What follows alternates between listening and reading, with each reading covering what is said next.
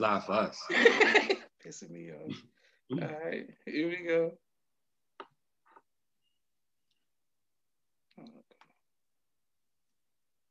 Yeah, because they're waiting right now. Okay, boom. And we are live to everybody. We live with everybody. I want to thank everyone for tuning in to a very special edition of Off the Record on the People's Podcast. We have an amazing guest with us today. My cousin, someone who I'm very proud to know, and I love him and his family, but someone who I'm looking forward to hearing his experience now that you're grown and just what it was like growing up in the nation. First of all, Haki, assalamu alaikum. Walaikum salam, cuz. How are you, Josh? First of all, let me thank you for the opportunity, because I'm honored, humbled as well for you to even ask me to be on your podcast. You're doing amazing. You're great at this. Okay, we need to monetize, and I got to thank you for giving me 4 times previous to this to practice that whole soliloquy. So thank you very much. You understand? Appreciate you. Thank you. Mimi says peace, family. Now she can see. You know. Hey, what's up, cuz? Peace. So now all the family can see. All right.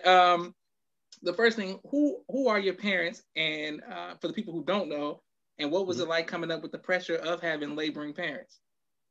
Okay. Well, first of all, my mom is former Mid-Atlantic Regional Captain, Nisa Islam. Yes, sir. My father is Brother Minister Abdul Arif Muhammad, General Counsel. And for me, personally, when I was younger, I guess I didn't really appreciate, so to speak, or even really know what I guess a laborer was. I was just running around the mosque like everybody else. You understand what I'm saying? You know, I was just there. I'm in the mix. You know, I was happy to try to be a junior FOI captain, or junior minister, or I was selling final calls and bean pies. You know, I was trying to figure out which bow tie I was gonna wear next week. Like thinking I was fly. Like just think about this.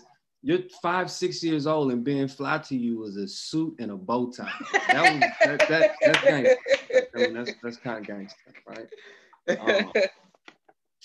And I just remember the dinners. It was fish, good rice, but mostly fish. Fish, whiting, fish. Yeah, we grew up on fish, Josh. We grew up on fish. Yeah. I just realized it. Yeah, we grew up on fish. Grew up on fish, for sure.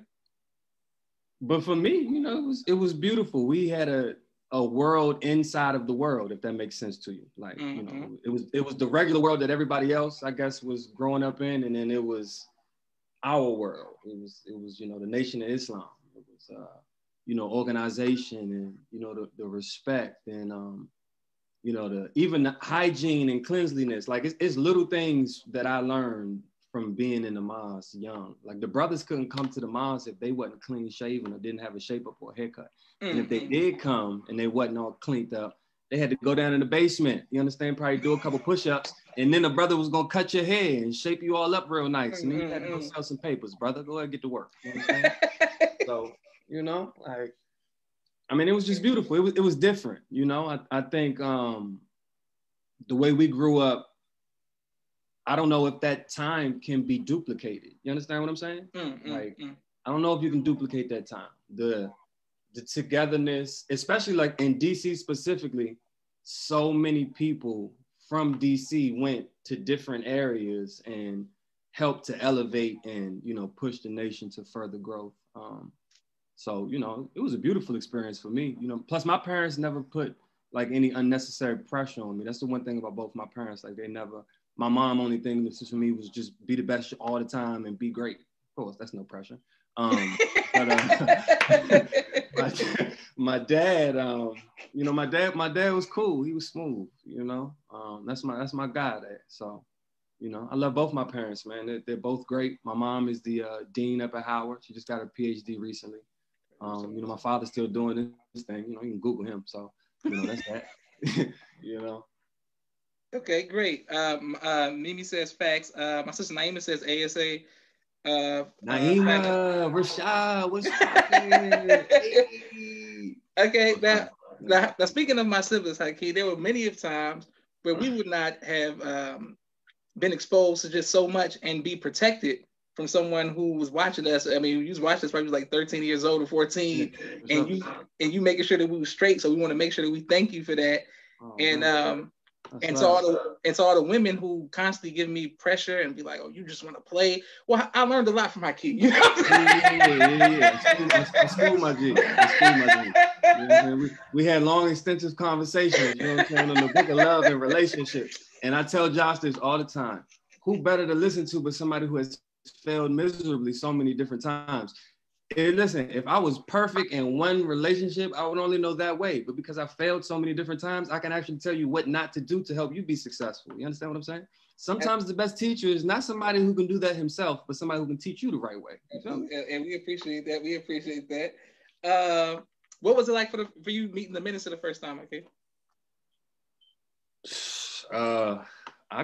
Let me see. I actually have a picture of myself with the minister, I think at about 4 years old. So to honestly answer that question, I cannot remember. Because I met the minister extremely young on numerous occasions. But the one memorable time that I do remember meeting the minister,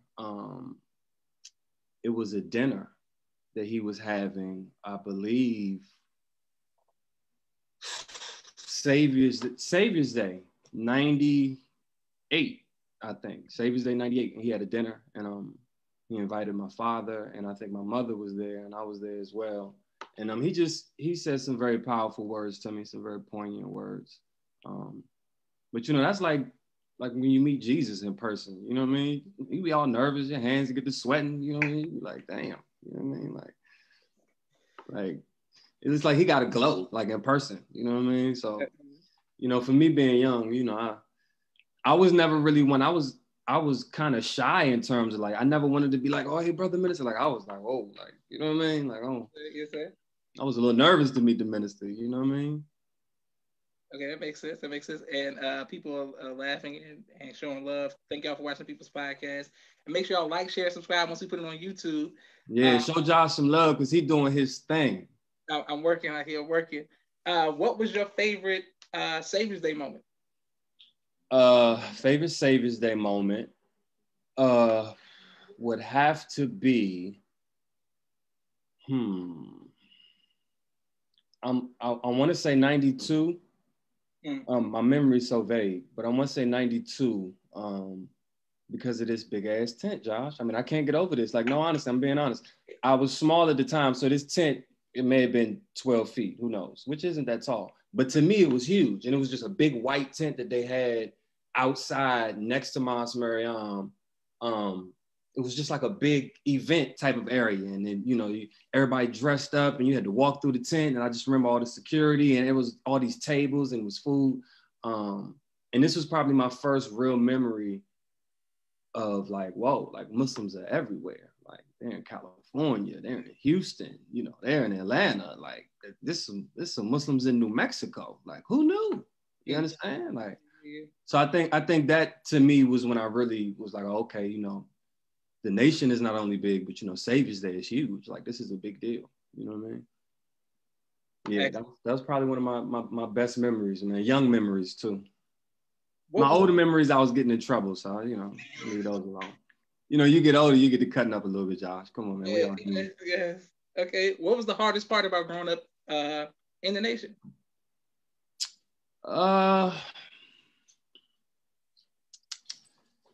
For me, early, not really understanding. Now I learned later, of course, when you research and you find out true facts and information about holidays and things. But when you're young, initially, you feel left out because all your friends is celebrating Christmas and they're getting all these gifts. I'm gonna be honest, I didn't care about no other holiday. And I didn't even care about having a tree or lights or none of that. I ain't care about none of that.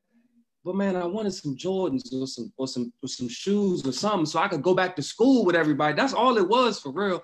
I didn't want to go back to school looking like I ain't get no gifts. You understand? And that's usually what it was. Like, man, you go back to school, they are fresh, man. They got the best jackets on, new shoes.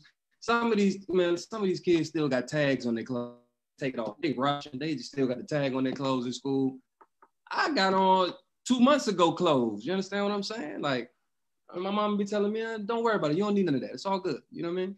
Allah loves you. I'm like, man, but does Allah want me to be fresh? You understand what I'm saying? Like, no, but just, just feeling like, I guess when you're in that world, outside of the world, sometimes it's like, man, like I'm missing out on what they're doing, right? But as I got older, right, and I started to really study and understand what these holidays meant, the background, the history behind these holidays, I was like, oh, please. My mom knew exactly what she was doing. And now, that I have children of my own, my sons don't celebrate any of those holidays. You understand? Those same holidays that I thought I was missing out on, my sons don't celebrate any of them. So, But are they fresh though? Can they be fresh and not celebrate the holidays? Listen, they fresh. Trust me, they fresh. You understand me? They fresh. Okay. Aisha's laughing. Elijah says, "Hak to God." Brother Duchesne laughing, and they laughing and showing love. Thank y'all for seeing Watch People's podcast. Okay, speaking of high school, coming up, the only more recruited athlete outside of myself, was you. You know what I'm saying, in basketball. You know what I'm saying? So what was it like to to play basketball and what I'm saying, to be known as the Cure and all? What was that like, for you to be such an athlete? To be honest with you, Josh, it was work, man. It was work. I was explaining to my sons just recently, I was doing karate, the whole time. Like, I wasn't really thinking about basketball. I didn't start playing basketball until I was 13. So, you fast forward from 13 to 15 is when I kind of made a name for myself.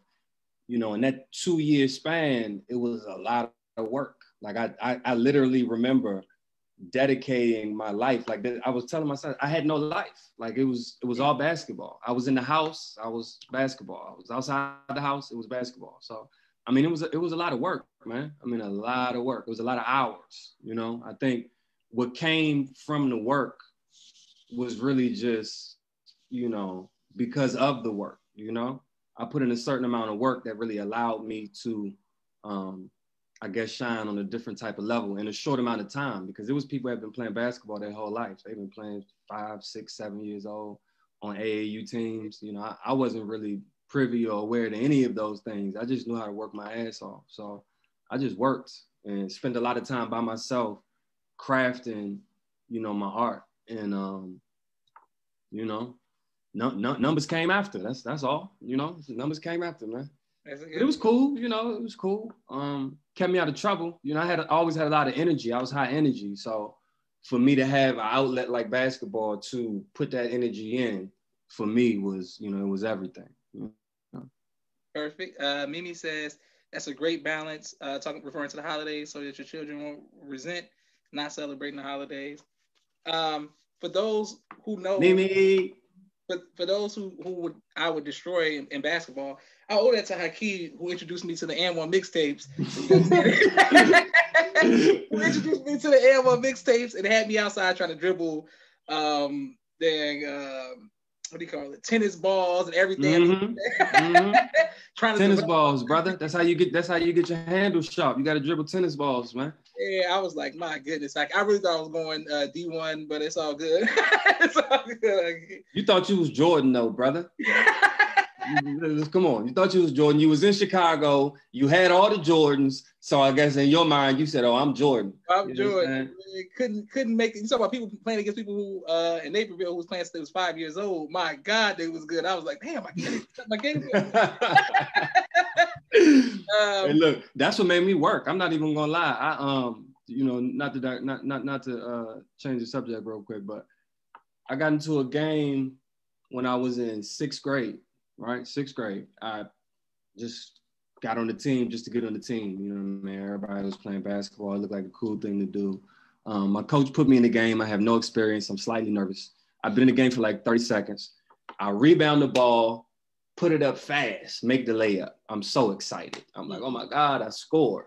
But it's so quiet in the gym and people laughing. So I don't really understand what's going on. Next thing you know, my coach is like, man, get your ass out the game. So I'm like, what'd I do wrong? He said, man, you scored for the other team. That ain't our basket. And I was like, oh, man. So, you know, I didn't play in any game at all that whole season. And then the very next season, I wanted to play basketball again. And he said that because everybody had graduated and there was no more talent in the school, that he wasn't going to have a team. So I was like, dang, like I was crushed. So I started working. Like, I was like, oh, all right. You know what I mean? Like, you know, my attitude, I'm like, oh, all right. Ain't no talent, huh? Oh, all right. I made the bucket for the other team one time and you ain't going to give me another chance?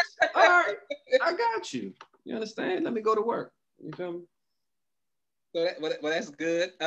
Haki, now speaking of playing basketball and being in DC, the DMV, rough, the climate, has there ever been a time that you've been faced with fear? And if so, how have you overcome that fear?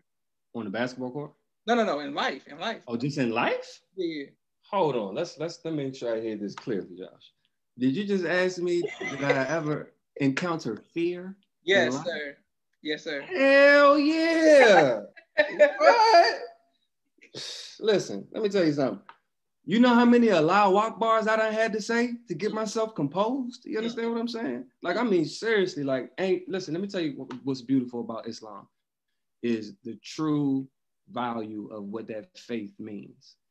Bro, I done been in situations where I've been shaking in my boots, trying to get myself to just compose myself. Man, I said Allahu Akbar 70 times, brother. You understand? Till my body calmed down. You understand? Like, talking, you fear. What?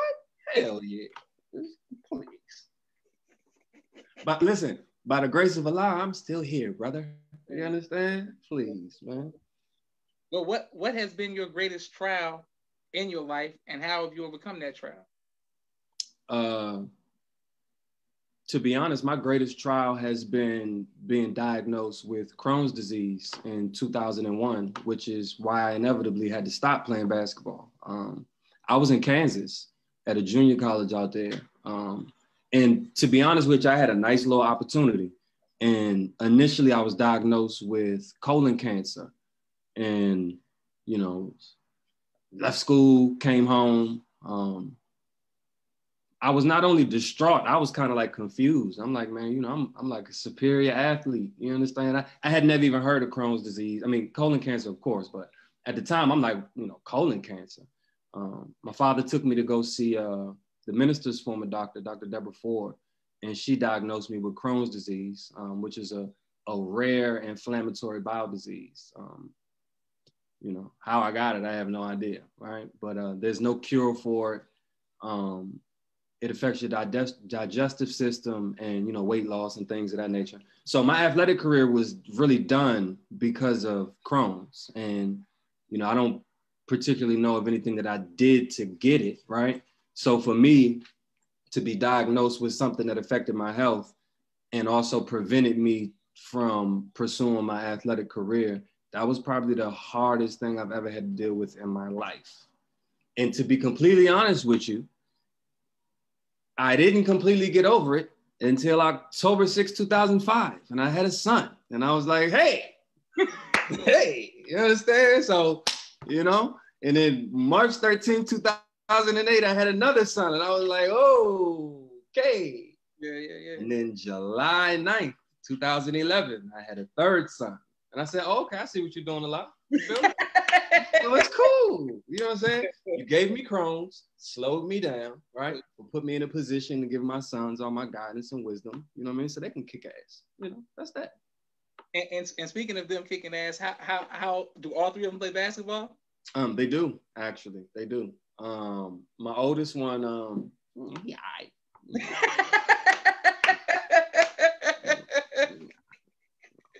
He had little 40-point games, you know what I mean?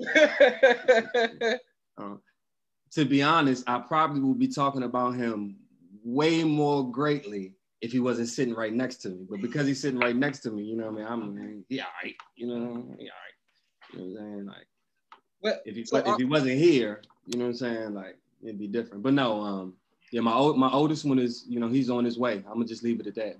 I tell him all the time, I'm gonna let his actions speak for him. So, in a year or two, Josh, you'll be hearing about him. You know yes, what I sir. mean? Yes, sir. Yes, sir. And he got two brothers coming right behind him. So, but right now, our primary focus is really academics, making sure academics is locked down, because that was part of my downfall. I was so caught up in, girls and playing basketball that I wasn't really focused on academics, you understand? And I inevitably had to end up going the long route, which was, junior college, as opposed to being able to accept a scholarship to go to a Division I school or D2 school, for a full ride, which is, offers that I had. So, my focus for them, academics first, athletics and everything second, Crazy to a lot. So are you saying, and shout out to your sons, man, we rooting for them. And no question. Once y'all can get some fans in the stands, I got to see them. I got to see it in person. Yeah, no question. I'm gonna send you. I think I sent you the video, but I sent you the video of his game. Yeah. When he scored 40, he had the highest point total in the county. It's a 24-point game. The boy scored 40 points. It's like, Jesus Christ, pass the ball. Yeah.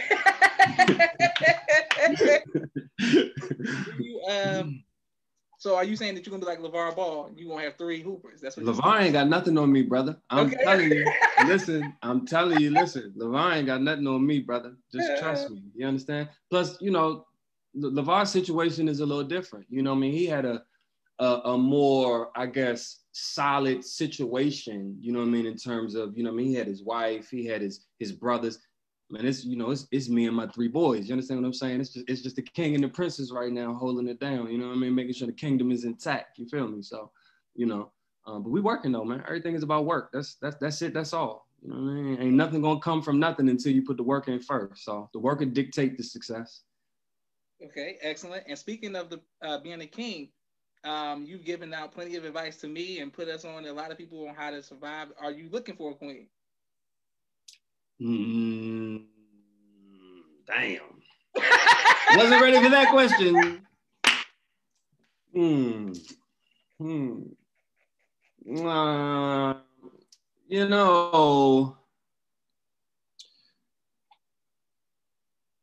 Sometimes, I will say this. Now that LeBron has his 4th championship, brother, they can't take nothing away from him. You understand what I'm saying? He's the king. What can they do? You understand? There's nothing they can do. They can't take nothing away from him now. They can talk about Kobe, Jordan, everybody, but LeBron just won his 4th championship, bro. You understand what I'm saying? How can they take anything away from LeBron, man? They can't take nothing away from LeBron, brother. You understand? He's the king, brother. You understand? Okay. Right? LeBron James, you know what I mean? I like KD too. KD's all right, but LeBron James, brother. You understand? The king. Okay. You understand? What has been your greatest joy about growing up in the nation and just in life? What has been your greatest joy? My greatest joy. The family, the relationships, you people like you. I really think that, how we grew up and the relationships or the foundation that the relationships were built on are so cemented and so solid. We're going to be old and still engaging in communication with each other. And a lot of that has to do with our past. It's not because we spend a lot of time together now, or we talk every day now, or I just saw you last week, you understand? It's because of a foundation that we created, you understand? And a family vibe and time spent and love and communication. I think for me, that's my greatest joy of the nation. Like it gave me a sense of self that manifested into confidence. You understand what I'm saying? Yes, sir. Like that knowledge of self, that do for self, right? Just think about this, do for self. They used to tell us this all the time when we were younger. I live by that. You understand what I'm saying? Like, so, just my biggest joy is just being able to be a part of what I know is something special and historic, right? I wish our children could live in that type of environment to, I guess, feel and see what we saw. But not only was it a different time, the world was different, right? Technology was different, a lot of us had to spend a whole lot of time in the mosque. There was no cell phones or games for us to be playing with at home. You know what I mean? Our parents took us right along with them wherever they were. So, it was, I really miss the the unification on a daily basis. You understand what I'm saying? Like for a period of time, it's like all I knew was Muslims. I didn't know, with the exception of the kids in my school, I didn't know anybody else, right? So in my world, everybody was Muslim. You know what I mean? I got to high school. I went to Bethesda Chevy Chase, which is in Bethesda, Maryland. You know what I mean? It's predominantly white. I got to high school. It was a damn culture shock. I got into a fight third day of school with a white boy. I mean, I had to really get recalibrated. Like, hold on, the world I'm coming from, that's not really the real world. That's our world. This is the real world, man. Yeah. White folks everywhere. You understand? So, I mean, you know, that's what I really miss. But I appreciate growing up in that environment and having the knowledge of self that I was given, and, you know, really being in a position young to have that knowledge transform into confidence, and, you know, being able to take care of myself in a way that a lot of people that I know who didn't grow up the way that I did, they just couldn't figure it out. You understand what I'm saying? Mm-hmm. So, yeah, knowledge was powerful, brother. Yes, yes, Haki. It was powerful, brother. Haki, speaking of culture shocks, you went through one. I went through an extreme one in Naperville. Many people all across the country have went through one. Right. How can we better prepare our children? Because I told somebody that I feel like we go the opposite, the extreme opposite. Like, okay, now the culture shock is drill and karate to our children because they don't. We like, nah, you don't need all of that. You got this. So how do we stay balanced with our children? Well, I mean, you know, I just told my sons date a white girl. It's like, no, I'm just playing.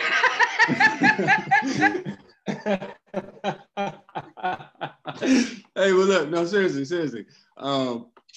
To be honest with you, you know, just especially where I live in a very diverse community, you know, so, you know, I grew up in a very Black world. Like, I grew up personally in a Black world. My sons walk out the door and see white people, Spanish people, Chinese, Ethiopians everywhere. You understand what I'm saying? Like, it's just one big melting pot around here. So it's going to be a lot easier to, I guess, not only explain, but to have them transition, because they're not, my sons aren't really particularly growing up in a Black world. 100% everybody's Black. You understand what I'm saying? When they go to school, they're surrounded by all type of ethnicities, all races, right? So, you know, the kids are actually helping me. You know, I'm getting hip to things that I wasn't really privy to. You understand what I'm saying? So, you know, they know a little better than us now. You know, plus everything's Googleable, right? I'm figuring this out now. It's all Googleable, brother. You know what I'm saying? Anything we need to find out is Googleable, man. My sons taught me that, man. You just Google it. You just Google it. I mean, anything. You name it, like anything. It's Googleable. Okay. Well, what do you do for fun? Let me see. That I can say on the camera? Absolutely. Let me see.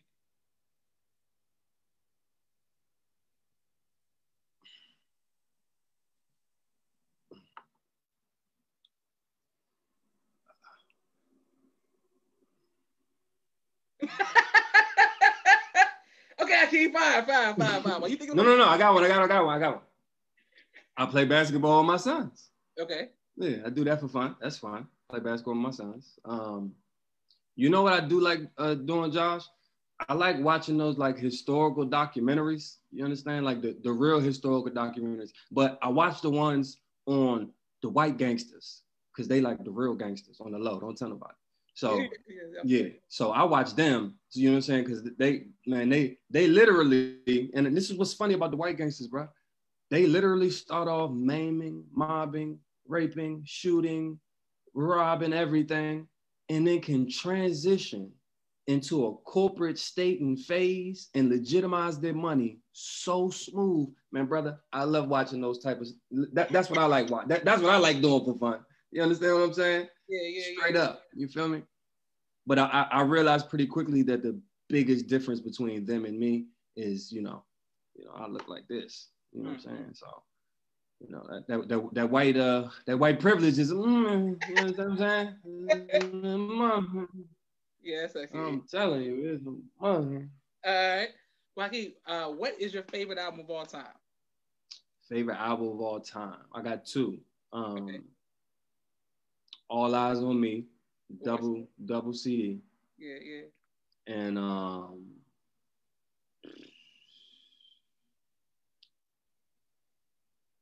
the homie Usher, My Way. Okay. Listen, that CD, brother. Listen here. I'm telling you, I ain't gonna lie to you now. You understand? You just thought it was just gonna be two gangsters? No, sir. Tupac, Usher, My Way. Yes, sir. You understand? Okay. Yes, sir. Well, I remember it's crazy. I put that on my Instagram story and my Facebook story the other day. It was Usher bedtime singing live. And I remember when I had to be like in 6th grade or something, you were in high school and you was like, you said, Josh, man, I just did a talent show. And I was singing Usher live, man. And people were crazy and stuff. And I was like, okay, yeah. Listen, I used to have some vocals on me. And this was so crazy. I'm going to be honest. I probably couldn't sing worth a damn. But I'm telling you, sometimes confidence make you sound better than what you are. You understand? Like, I was just a bit confident. Just, you understand what I'm saying? Like, probably sounded terrible. But I look good doing it. You understand? Because I look good, people was clapping and like, oh, that boy can sing. Damn. You understand what I'm saying? But you know, I ain't gonna lie to you, Josh. I was one of those guys, man, who thought he was so smooth, man. I'm hoping I got this from my dad because I don't know where I got this from. But I sing to the girl, man. I sing to her. Whatever the hottest song was, man, I get on the phone and be like, man, you want to hear me sing?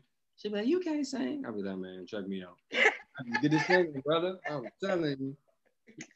Yes, it took me years to try to, you know, just deal with the Hakiism that was taught to me.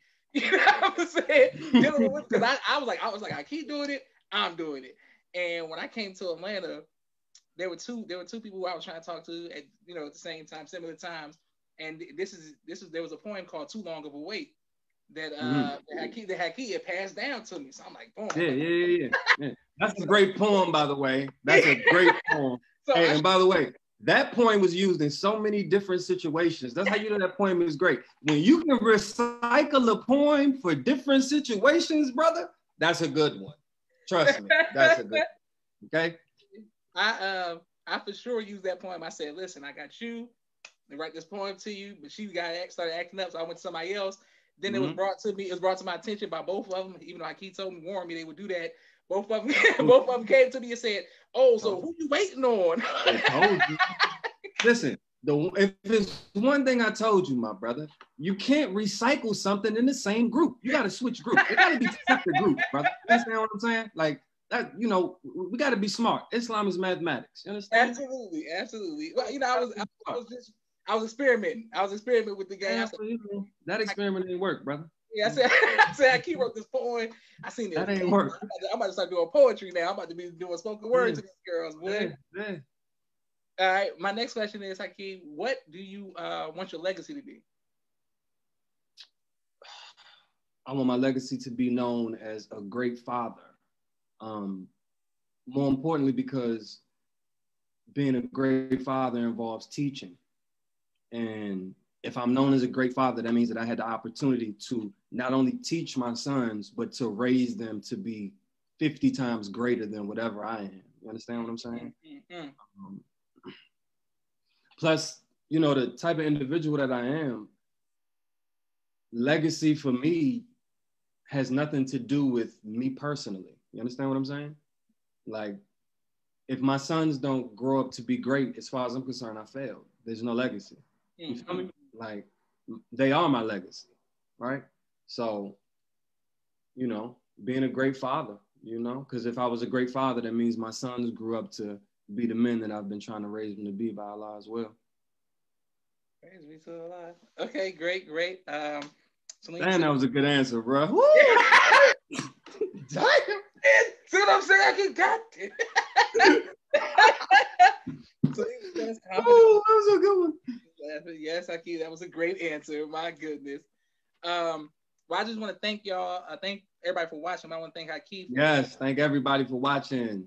For being instrumental in my development growing up and confidence. Mimi, Rashad, everything. Naima. Yeah, Haki, you was instrumental in confidence, but especially, man, just advice, bro, that you helped me get through. You see, I remember Too Long of a Wait. Yeah. I learned Betrothed because of you. all that good stuff.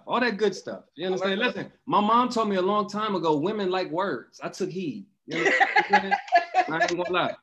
The certain things she told me, it stuck out. She's like, hey, women like words. Ding! Women like poetry, singing, you know what I mean? Whatever, all words. Yeah, really. You see, I'm out here writing books and stuff, so you know how it goes. I see you. I see what's going on over there. I see you. Oh, I got a question for you. Are you looking for a queen, my brother? You over there writing books. You about to be getting checks from the podcast and everything. Yeah. I'm sure the sisters think you a hot catch, my brother. Listen, you know what's crazy? They trying to trade Westbrook away from the Rockets. Hey, you know what? You're right. For Paul George. You see that? Right. They try to get rid of Chris Paul. You're right. But listen, to be honest, that's probably a good trade if you ask me. Great idea. You know what I mean? Like, but honestly, I keep wishing. Do you think that the Westbrook should leave? I'm gonna keep it a buck with you. You know what I'm saying? Westbrook is an incredible talent, right? Athletically gifted. You know, his tenaciousness and energy on the court is unparalleled. But regardless of what team he goes to, unless he plays with LeBron James, he's not going to win anything. So it doesn't matter. You know what I'm saying? Like, I agree. I don't care what team he goes to. His team not going to win. So, I agree. You know, so I mean, he doesn't really have the game that like he has to have people in front of him, and he wants to be, you know, the guy with the ball. He wants to be the guy, right? But if he's going to be the guy, with that jump shot is the reason why they call him West Brick. Hello, West Brick. You know what I'm saying?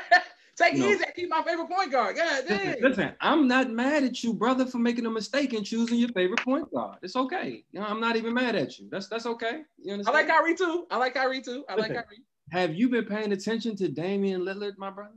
You heard that? They talking about somebody who ain't gonna win. You talking about somebody who ain't gonna win? Come on, Haki. He ain't gonna win though, Haki. Come on now. Portland ain't gonna win. Damian Lillard. Okay, you're right. He's probably not gonna win. But listen. But listen to me. As soon as LeBron is gone and LeBron leaves the league, it's going to be wide open. And Damian Lillard. Okay. Well, I can see that. Yeah. So he got about 2 more years. LeBron only got 2 more years left in his contract. LeBron just waiting for his son Bronny to get into the league, then he's retiring. You understand? So, you know, as soon as the king leaves the throne. And what about your somebody Dro Janine says, wow, from relationships to ESPN. And I even said no Westbrook slander. And Mimi said, don't let Josh deflect like that. but hey, that was a good move he picked up. He picked that up. That was a good move. You see that? Good move. It's a good move. But I was going to ask you about your sons. Who do you want them to play like? Like, who do you model their game? I was like, go get your brothers. This is over. Hurry up. To be honest, I don't really want them to play like anybody. I'm you know, what we're doing is really trying to cultivate a genuine, not only love for the game, but an instinct for the game. You understand? So when you have your own instincts for basketball, that's you, that's your person. You can't duplicate that from anywhere. You know what I mean? So I'm really just trying to just sharpen all of their skills mentally and physically, but to put them in a position where, you know, they create their own name. So people say, oh, well, I want to be like, you know, Lil Haki, or I want to be like Khalil. I want to be like Isaiah. Come here, you three, for this thing is over. Come here. So let me get my guys, my pride and joys right here. Here's one. This is Isaiah. This is nine. Okay, come on, Hawk. Come on, you come over here. Come on, Jay. Come on over here. All right. This my old. Okay, come on, you tall. This is my oldest one. You know what I'm saying? It's a little hot, but he like my size, so you know what I mean. He ain't really that little. Get your big ass out of here. All right, and this is Khalil right here. You know what I mean? That's my little boy. So he's 12. He's 9. You understand? So you know this me, Josh. I ain't even gonna lie. This what I do. You know what I mean? I pay bills and I raise little boys. You know what I mean? That's what the hell is going on around here. You understand? Like that's life. You know, in a nutshell. Yes, sir. I'm so proud of you, Haki. I always knew I would be, but to see you as a dad, I knew you'd be a great dad, bro. I knew you. Yeah, I ain't even gonna lie. To be honest, man, you know, I'm the oldest of, you know, previous of 5. So, you know, it was Nasser Majid, Idris Khalifa. I had a lot of practice, you know what I mean? Like with my siblings, you know what I'm saying? Like, so I grew up a little differently. I never really had to, or I never could differentiate between great responsibility and minor responsibility because my responsibility was always great. You understand what I'm saying? So, you know, I was always taking care of my brothers or my sisters or, you know, and I was usually like the older one. So when you're the older one, you know, everybody was, you watch the kid, you know what I'm saying? Like, you know how that go, you know what I mean? So even though you older than most of the kids, you may be 3-4 years older than them, you know, you're not an adult, you're still a child yourself. So the adults leave you with the kids and you just got to be in charge. So I had practice, man, you know, I had practice. So that's one of the things that I knew without a shadow of a doubt I was going to be successful at. You understand what I'm saying? Can't lie to you, brother. You understand? Can't lie to you, brother. You know, great, man. I don't have a lot of things like that, but I got a couple. And this that's one of them. That's one of them. My God. Salima says, beautiful family. Naima says, all beautiful. Mimi says, all hey family. But yeah, Haki, I'm just proud of you, man. I love you. Love your children. Oh, man, you know I love you too, bro. You my heart, my boy. You know what I mean? Man, Haki, I gotta see your children play because I feel like that's just, I'm a letdown if I don't see. Of course, listen, we're gonna make it happen. You know, this Corona done messed everything up, but trust me, in due time, you're gonna see. You understand? You're gonna see, my brother. Don't even worry. And you and Nasa were the first people I knew in the nation that went to basketball camps and they went to all that kind of stuff. So I knew, like, I was like, oh yeah, we was on it. Yeah, we was on. You know, we were pretty athletic in the house. You know, most of me and NASA particularly. You understand what I'm saying? But NASA, as far as like numbers wise, I don't mean stats, but I mean in terms of like, you know, how you supposed to do it. NASA was all met in basketball. NASA was all met in football. You understand? He was double sporting it. He had scholarships in basketball. You know what I mean? Little bro was kicking ass for real. You understand what I'm saying? So, you know what I mean? That's my guy, man. That's my guy. All right. Well, thank y'all for watching the People's Podcast. Haki, this means so much that you would take time out of your busy schedule to come on and seeing you with your sons.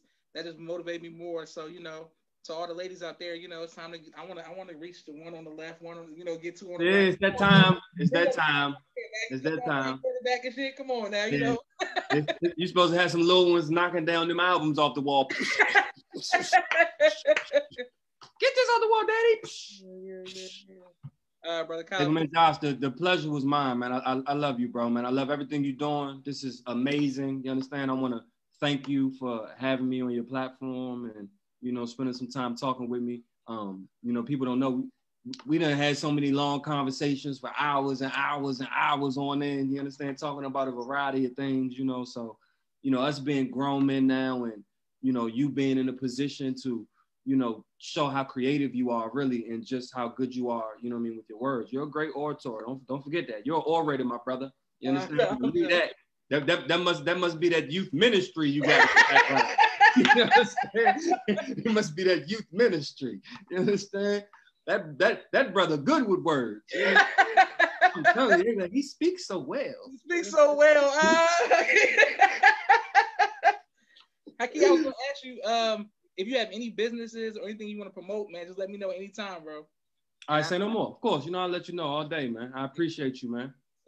And yeah, I don't know if you're still doing the music thing, but the artist, whatever, anytime, just let me know. Of course, you already know, man. Anything that I got coming and going, you know I'm gonna run it past you, man. I plan on coming down to the A to come visit you soon anyway, man. I'm bringing the whole clan with me too. We're gonna come down and invade. I get to meet them and see if you put the same amount of pressure on your son going to prom and being cool as I had to. My God, he was like, yeah, I put. Listen, you should ask my sons how much pressure I put on them. You should ask them. Trust me. They like little pieces of coal right now that I'm trying to make into diamonds. So you know what type of pressure they getting. You understand? Sir. They in the coal phase. Yes, sir.